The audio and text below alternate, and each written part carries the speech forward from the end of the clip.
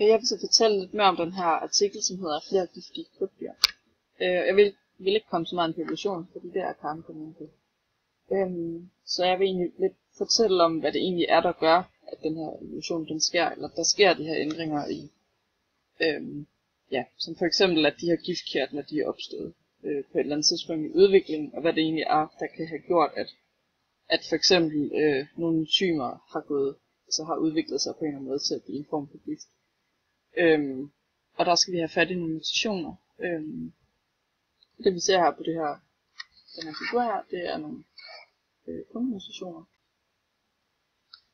Og de her, her der kan vi se en hel masse aminosyre.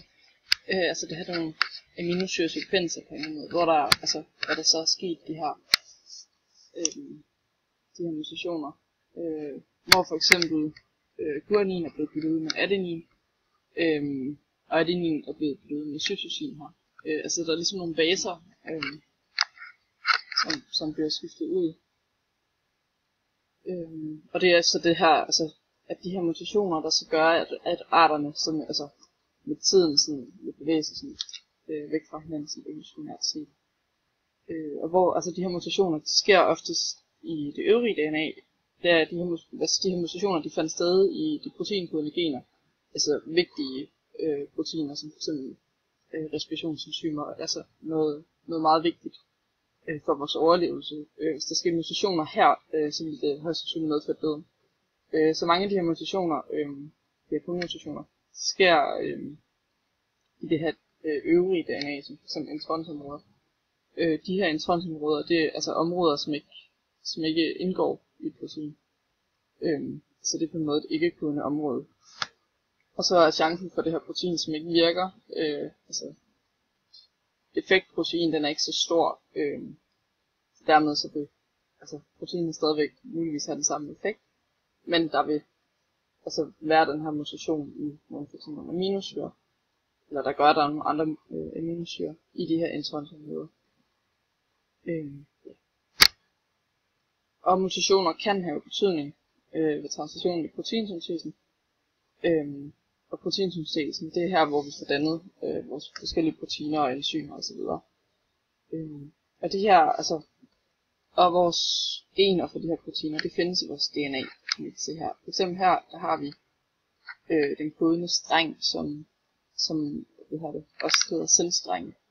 Og den komplementære streng til den, det er så antisenstrengen. Og det er den, der bliver brugt som, det er så den her, der er, det må være den her ord, der er, sendstreng, og den her ord, der er antisenstreng, som bliver brugt som skabelon, fordi de her baser, de passer jo altid, der er den her baseparingsregel, der gør, at det er nogle bestemte baser, der altid vil sidde over for hinanden, som for eksempel guanin og cytosin og adenin og thymin.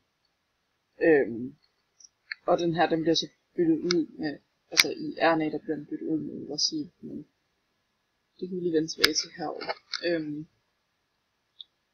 Så det der sker, det er, at det her enzym RNA-polymerase, den kan kun arbejde i en retning, ligesom DNA-polymerase, så den kan kun arbejde 5 mærke ind til 3 mærke ind.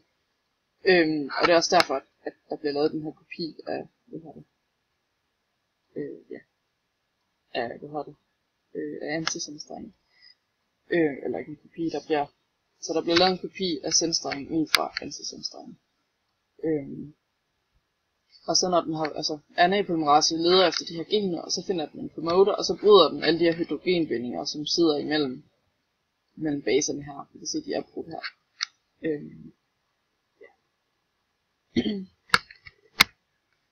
Og formålet her, det er jo så at få dannet det her mRNA, som skal indgå i translationen bagefter.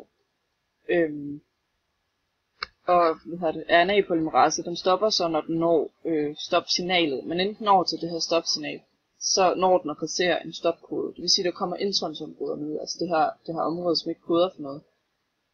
Og så er der nogle enzymer, som hedder splisosomer, som så går hen og tipper det her fra bagefter.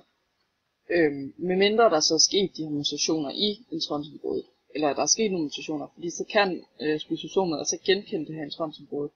Og det kommer så med i det færdige mRNA. Så på den måde kan de her mutationer blive i i generne at blive i proteinerne, fordi at den ikke kan genkende det. Og så herefter så bliver mRNA transporteret herover til ribosomerne, som vi kan se hernede, hvor der så sker den her translation. Der har man nogle andre. mRNA den er enkeltstrenget, den skal være vigtigt. Og tRNA den er, det er et andet RNA-molekyle, som er dobbeltstrenget. Ja, og det så sker der af de her codons, det er de her 3 på strengen, de bliver så parret med antikodon, som så afleverer den her aminosyre, som vi kan se her. Og jeg kan lige hurtigt gå videre, fordi jeg kan se, at jeg ikke har ret meget tid. Ja, og som de nævner i artiklen, så er det her med, at både gift- og spytkirtler, de stammer med stor sandsynlighed begge fra en tredje kirtel, som også er knyttet til fordøjelsessystemet, nemlig bugspytkirtlen. Ja. Så de siger egentlig, at gift det stammer fra nogle enzymer, og enzymer de bliver også dannet i proteinsyntesen. Ja, altså enzymer det er katalysatorer, det vil sige, altså de får processerne i kroppen til at forløbe hurtigere. Ja, og de består også af en hel masse aminosyre, ligesom proteiner gør. Og de har det her aktive sted, som er vist her, som passer som hånd i handske med et bestemt substrat. Ja, som så er bestemt ud for enzymets primære struktur. Yes. Og hvis vi for eksempel skulle tage et eksempel, så kunne der for eksempel være nogle enzymer i den her gift, som gør, at der er nogle celler, der bliver nedbrudt, altså cellenedbrydende enzymer, som gør det nemmere for slangen for eksempel at nedbryde bytte. Og de her enzymer, de er så afhængige af forskellige faktorer, som f.eks. temperatur, som vi kan se her, der er en bestemt optimumstemperatur.